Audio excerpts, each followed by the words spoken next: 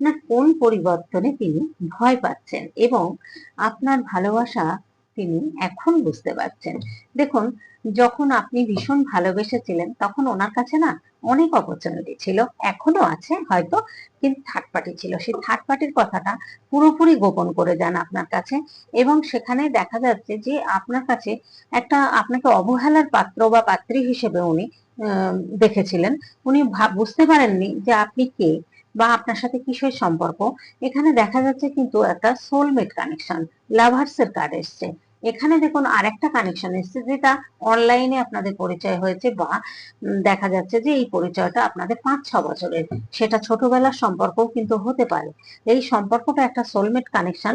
উনি এখন মনে করছেন যে এই সম্পর্কটা কিন্তু এখন সোলমেট। আপনি হয়তো অনেক আগেই বুঝে গেছিলেন, কিন্তু এই পরিবর্তন, এখন কি পরিবর্তন দেখছেন, উনি এখন নিউ বিগিনিং চাইছেন, কিন্তু আপনি এখন নিজের দিকে গ্রোথ করেছেন, নিজের দিকে ফোকাস দিয়েছেন এবং নিজেকে ভালোবাসতে শিখেছেন। যেটা জিনিসটা আপনার মধ্যে ছিলই না, আপনি শুধু অন্যদেরকে ভালোবেসে যেতেন, অন্যদের প্রতি কর্তব্য করে যেতেন, সবাইকে শুধু ভালোবাসা দিয়ে গেছেন, ফলে ভালোবাসা কিন্তু আপনি পাননি।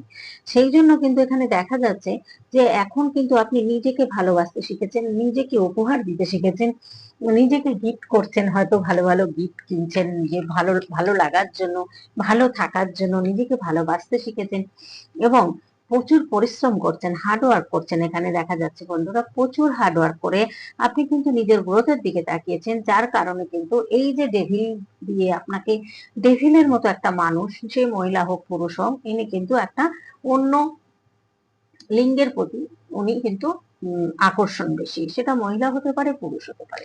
এখানে বলেছে মেয়েলি নেশা।